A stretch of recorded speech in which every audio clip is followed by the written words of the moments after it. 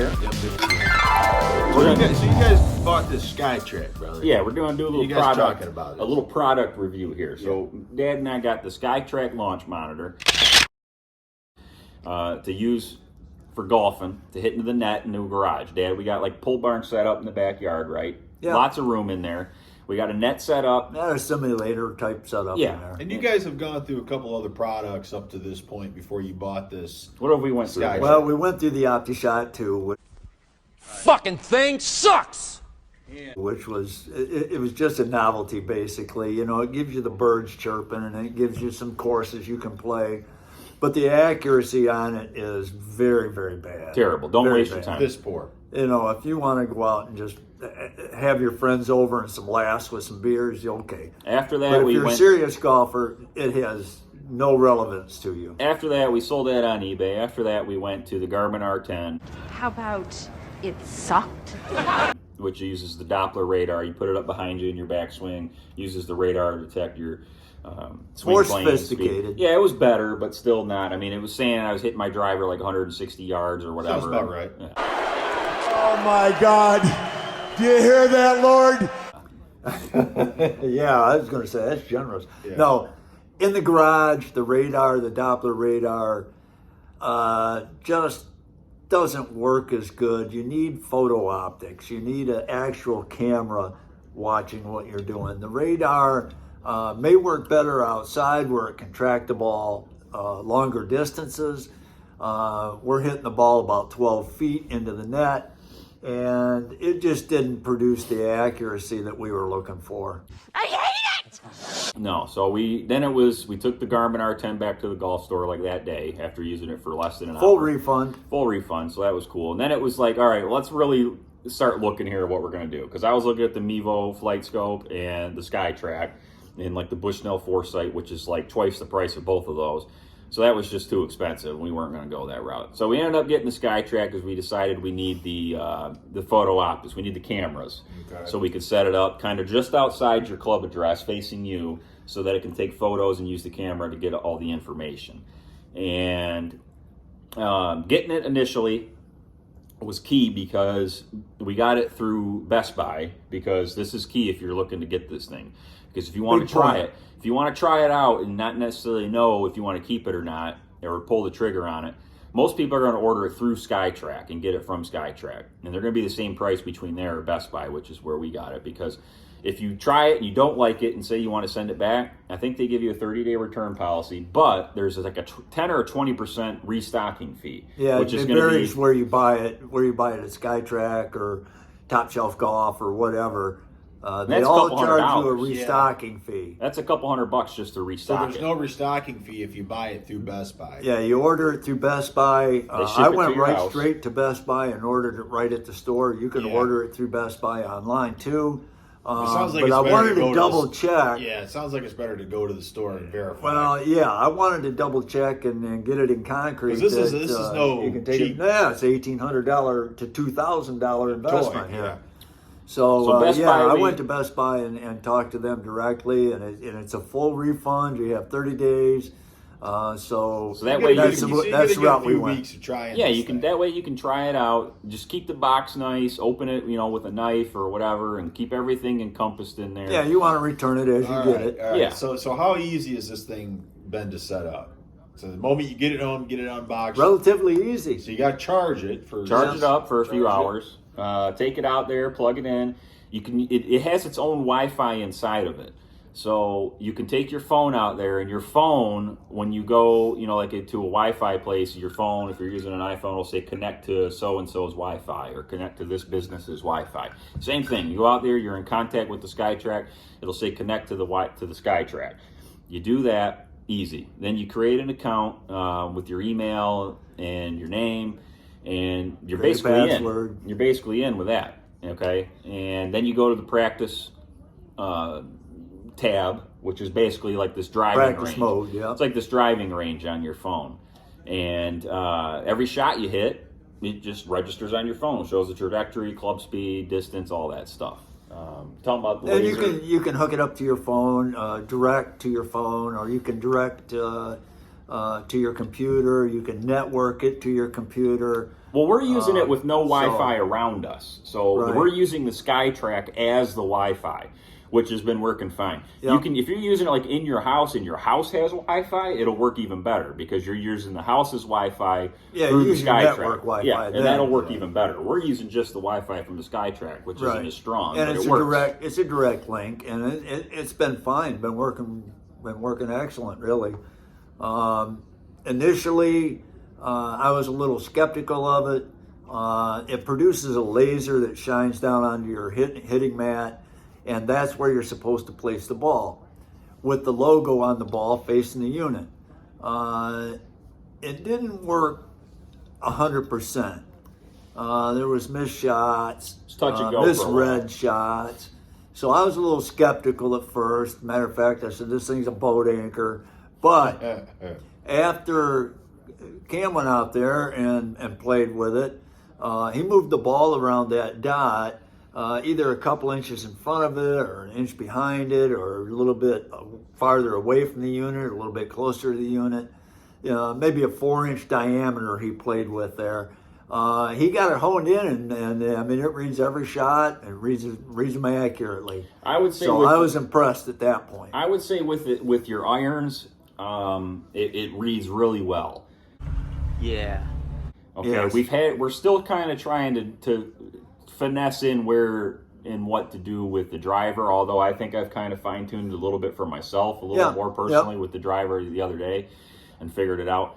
But the key is, I think, comes down to your swing speed, because it doesn't really monitor your swing speed. What it does is, apparently, is what I've read, is calculates an algorithm. What it does is it calculates the ball speed that comes off the club and the trajectory of the launch angle, and that like estimates a club speed. Oh. So Yeah, and I don't find the club speeds to It's be, not accurate, 'cause I think it's probably it's not accurate at all. it's slow. 'Cause it's slower than your actual club speed. My club speed, normally when I go to the golf store that we go around here, and they have like those like $20,000 launch monitors, which is like the gold standard of information. Yeah. And my club speed's always like 115 to 120 when I'm hitting driver, and it's giving me like 85 to 90 on this thing. But it's giving me distances more accurately now. And the key to the distances is with, if you have a fast club speed, I think it's worked better to put the ball like an inch behind the laser. Yes. And if you have a slow club speed, or you're using like a high degree wedge,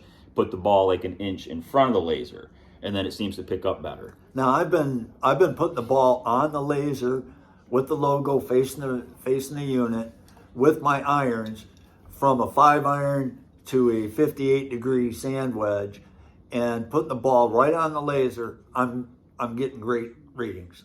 You got a pretty average normal club Yeah, speed. mine's 85 mile an Yeah. hour. I'm senior. Yeah. So Dad's club speed is like fine for just putting it right on the laser. yep, I'm about 85 mile an hour club speed. And I was putting it for pretty much everything, like an inch behind the laser.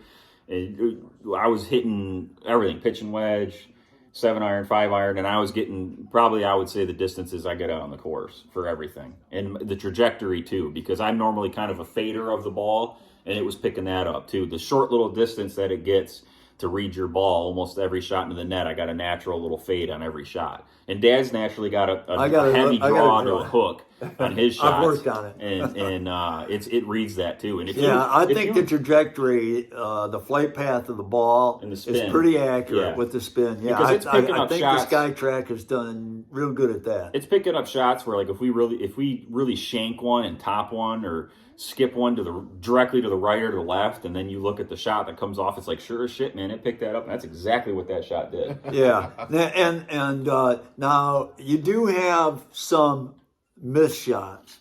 You know, it doesn't pick up every single shot.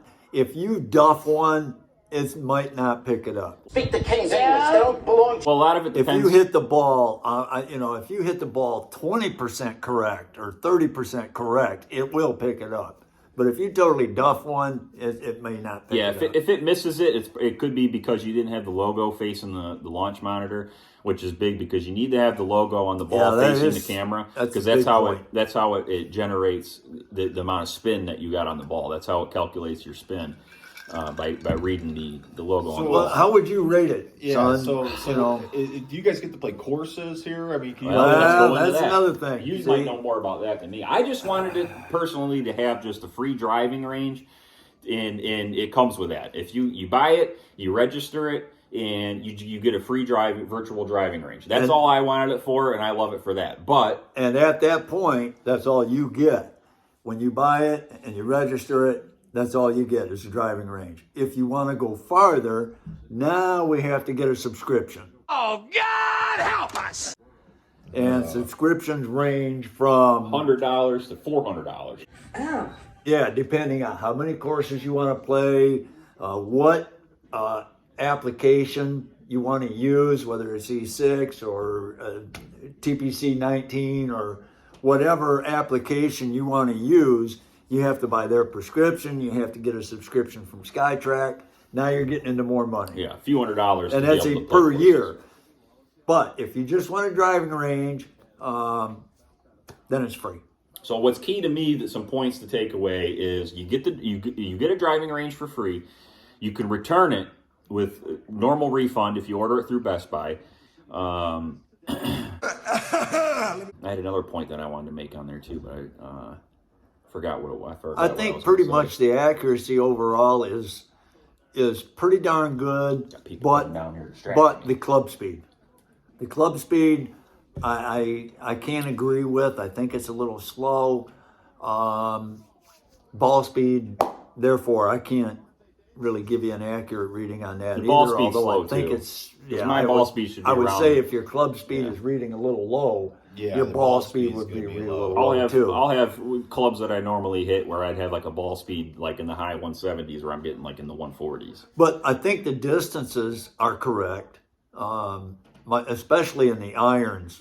I think the iron distances are really good. The driver And- takes some finagling, because the driver, I've played around with it and noticed sometimes you need to put the laser like at the base of the tee. You got the tee, into the ground or into your mat, coming up from your mat, and you put the laser right on where the tee is going into the mat. Sometimes that's been okay and worked for me for, the 20 minutes Sometimes I you hit better move the driver. laser a little farther ahead. Sometimes I need to put the laser like an inch up the tee. Sometimes I need to put the laser like right on the ball as it's sitting on the tee. But another key thing is if you got the ball teed up, you got to have the unit level with your mat. So if your mat is raised by like an inch, you can't have the unit sitting flat on the ground an inch below your mat. You need to find something to prop it up level with the mat. And then when you're teeing it up with the hit It helps to driver, even you raise got the unit a to little raise farther. your unit up a little bit further too to kind of match the tee. I've noticed, which has helped also. Yeah, you don't have to match the height of the tee, but if you tee the ball up from the ground, let's say 2 inches, or up from your mat, say 2 inches, you need to put like a 2x4 or something underneath the unit to get it up an inch and a half, to get it somewhere above your mat, because you're teeing the ball up so high. And a little finagling is what it takes. If you expect to just turn it on and plug it in and just put it on the laser with your driver and all your clubs and hit it, and you're going to be like, this is going to be perfectly accurate. I mean, it might for the most part for some of your irons and stuff, but you're going to come to a point with driver and stuff where it's probably not reading it well, and you're going to think that the unit sucks. But you really need to kind of play around. We've really played around, because you wanted to take it back that first day, and I went back and I read and checked a lot of forums, and I was like, let's keep this for a couple. We got 30 days. Let's keep it for a few days. Let's move it around, see what we can do. And now it's like I'm leaning towards keeping it. Well, it's your unit, so you do what you want. Because I'd say out of a scale of 1 to 10, I'd give it yeah, that's what I was going to get to rating. Shortly here. I'd give it a 7.5. 7.5. With really the only drawback, the only problem really is trying to dial in and know if my driver ranges are accurate or not. Because I mean, I'm swinging it, and I should probably be carrying around 250 every time. And so, the way I've kind of gotten it dialed in, I'm getting in like the mid 240s, low 240s. Yeah, so you're in the ballpark. I'm getting it kind of tuned into where it's working pretty well. But there are still times where I feel like I hit it well, and I get like a 200 or a 195 or a 210, and I'm like, well, what the hell? So it's not, really even 100% consistent or 90% consistent, but we're still kind of messing around with the driver. One thing is, don't forget to align it also with your net or your hitting screen or whatever you're shooting your ball against. There's an alignment mode on it. It throws out 2 lasers, which gives you an alignment to your screen. Do that because that gives you the alignment of your center, the center of your shot. So that'll throw you off left and right if you don't know where you're actually aiming. So do that, which is easy. No big deal. I'd say with irons it works. I'd give it like a 9 out of 10 with irons because when we were playing, I'd call fade or draw or whatever, and I'd try to hit it and then hit it into the net, and sure as shit, there it is, boom, fade, draw. I'd open the club face up, really try to slice one, just hit it in the net, boom, sure as shit, giant slice, and it picks it up with the irons. Compared to what we've had in the past, the OptiShot 2, the Garmin, and the Garmin R10, I would rate this not seeing the Bushnell or the Foresight or the $15,000 jobs, the quads and stuff. TrackMan.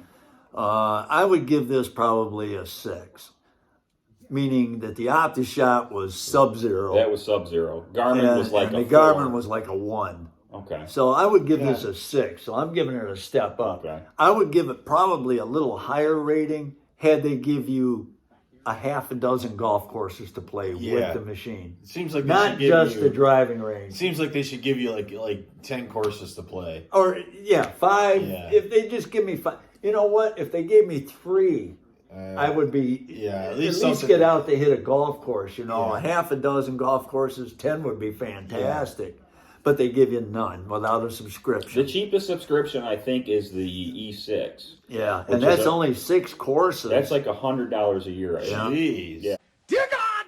Yeah. It's only 6 courses. And it's only 6 courses. It's $100 a year. That seems pretty hefty to me. Well, the E6 is like the cheapest, and the graphics on it are kind of... When you're spending $1,700 or $1,800, and that's getting it on sale, because normally you're going to spend $2,000 for a launch monitor, and then have to give another $100 or more, depending on the subscription you get. That's getting pricey for the average guy like us. Yeah. Give us 6 courses. Hey, we'll like your product and rate it a little higher.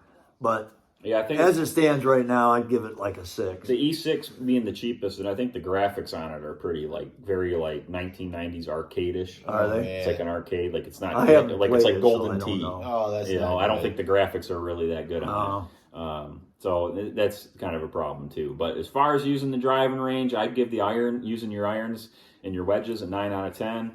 We haven't used the putter on it at all because there's no use because we don't have a course to use. So we haven't used the putter at all. No. But I'd say the irons and wedges, I'd give a 9 out of 10.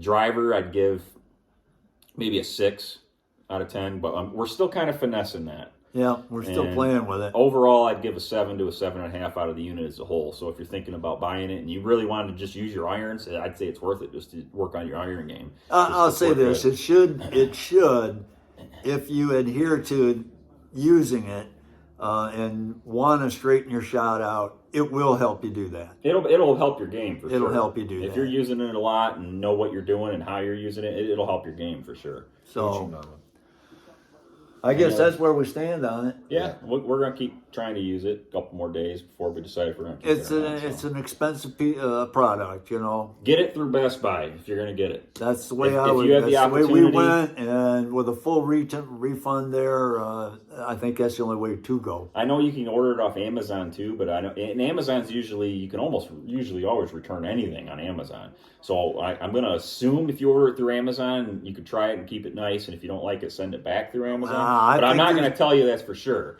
because I don't know the return policy. But I know with Best Buy, whatever company Amazon gets it from, I think it's going to charge you the restocking. That's true. That's true. So, but we had no problem with Best Buy. They told you got 30 days, you can bring it back, no restock fee. Yeah. So if there's Best Buy around you and you can get it through them, that's the way to go. And I think that's probably a selling point for a lot of people, to be honest. Yeah, I think because I think that's what sold us on it. Hey, tee them up. Yep. Yep.